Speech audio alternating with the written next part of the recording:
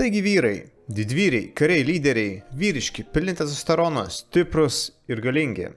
Gamta apdovanoja vyrus fizinė jėga, bet už tai pagailėjo emocinės stiprybės. Pasekoje, vyrai nespranta moterų, o moteris vyrų. Moteris nori padėti, o vyrai įsižeidžia. Bet kodėl? Taigi 10 dalykų, ko negalima sakyti vyrams, jei norite gerai sutarti. Pirmas. Žiūrėk, ten laisva vieta prisiparkuoti. Štai ką girdi vyrai. Tu net nesugebi rasti vietos, kur prisiparkuoti. Gal akinius nusipirk? Išvis, kur tu žiūri? Vyrai viską nori atlikti patys, ypač vyriškus dalykus. Dėl atliktų veiksmų jie jaučiasi labiau vyriški, labiau pasitik savimi. Nesvarbu, ar tai būtų rasti, kur pastatyti mašiną, ar rasti prekę 2 eurais pigiau, praleidus valandą paieškoje. Leiskite vyrui pačiam išspręsti galvosūkius. Atsipalaiduokite, jūsų vyras nėra kvailas ir gali pats susitvarkyti. Dažniausiai. Antras. Šiandien itin šalta kieme. Užsidėk kepurę. Vyrai girdi. Tu esi mažas vaikas. Pats niekada nemokė apsirengti tinkamai. Gal tavo mamai paskambint, kad tave aprengtų? Kai mums buvo 7 metai, aišku, tėvai mumis rūpinosi. Na, aišku, yra ir išimčių, kai tėvai rūpinasi ir šneka taip pat, kai vaikams jau 40 metų. Vyrai pyksta, kai jie yra nelaikomi suaugusiais, nesvarbu, ar jiems yra 50 metų, ar dar tik 10. Nesirūpinkit, kad vyras sušals. Vyras savim pasirūpins. Beje, vyrams dažniausiai būna mažiau šalta nei moteriams. Trečias. Virtuvės čiaupas vėl leidžia. Man atrodo, reikia pakviesti santechniką. Ką girdi vyrai? Tu nesugebi net čiaupo sutvarkyti. Kas tu per vyras? Man visai nesunku tave pakeisti. Vyrai nori jaustis ypatingi, nepakeičiami ir visada reikalingi. Ar tai būtų čiaupas, ar stiklainis, ar lemputė. Vyrai jaučiasi nugalėtojais, kai padeda išspręsti problemas. Gali būti, kad vyras nemoka arba nenori tvarkyti čiaupo. Tuomet jis pats turėtų nuspręsti, ar tvarkys pats, ar kvies santechniką. Ketvirtas. Brangusis, neneš taip sunkiai, leisk aš to padėsiu. Vyrai girdi. Man net graudu į tave žiūrėti. Esi sukriošęs kaip bobutė.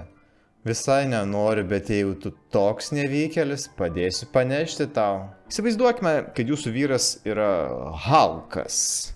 Jis jūs pakelia mažylių piršteliu.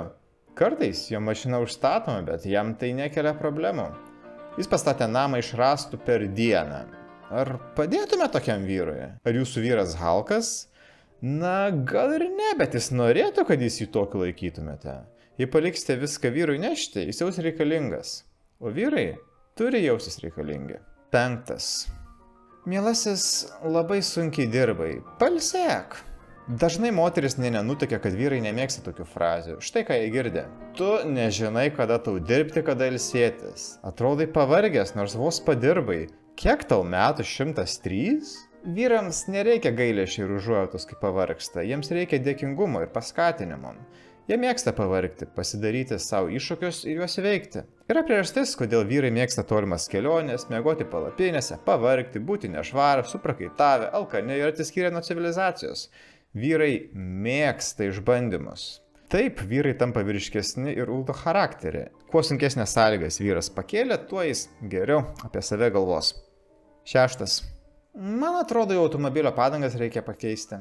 Vyrai jaučiasi, kad kišatės ten, kur jums nereikia. Jie girdi. Tu toks neatsakingas, ar bent padangas pameni pasikeisti? Tave reikia kaip kokį mažą vaiką prižiūrėti. Vyrai nemėgsta, kai jiems padedate rūpintis dalykais, kurie yra vyriški. Septintas. Gal leisk man viską padaryti, aš nenoriu, kad viskas būtų kaip praeitą kartą. Šis sakinys sveria tiesiai per vyro širdį ir sukelia neigiamas emocijas. Vyras girdi. Tu esi visiškas nevykėlis. Praeitą kartą viską sugadinai. Žinok, netikiu, kad tu pasikeitei. Tu toks pat, kaip buvai. Vyrams labai svarbu leisti ištaisyti savo klaidas ir iš jų pasimokyti. Vyrai dažnai nepasimoko iš kitų klaidų. Jei neleidžiate jam parodyti, kad jis pasikeitė, neleidžiate jam tobulėti. Tokiu atveju greičiausiai surasite save situacijoje, kai viską teks daryti jums. Vyras jausis, kad jo negrebėte, o tuo atveju bus tingus ir žiūrės TikToką visą dieną valgdamas bulvytes užsakytas iš Mako ir gers Coca-Cola, kurią užsakė per Voltą, nes aišku tingėjo pajudėti nuo sofos. Aštuntas. Manai gerai tavo marškiniai prie kelnių tinka? Vyras iškart supranta, kad iš tikrųjų tai nėra klausimas, o kritika. Jis girdi. Turim tai taip apsirengiai, nejuokink čia visų. Kur eisi į cirką ištekė už klauno? Vyras prisimena, kai jam buvo 7 metai, jį mama aprengė į rugsėjo 1. Kai kritikuojate jo išvaizdą, jis jaučiasi, kad jam sakote, kad jo mentalinis amžius yra 7 metai. Jis jaučiasi, kad jūs jį laikote vyrų vaiku, kuris yra užstrigęs ir niekaip nesubręsta. Tokia situacija greičiausiai jis persirengs taip, kaip jums patiks. Tuomet jau nebebijosite, ką pagalvos kiti apie jūs ir jūsų vyrą, tačiau tai susilpnins jo pasitikėjimą jumis. 9. Aš šituo keliu važiuočiau lėčiau, čia matai kelias susiaurėja. Automobiliai vyrams yra tikrai jautri vieta, geriau šioje srityje jau nieko neaptarinėti. Štai ką girdi vyrai.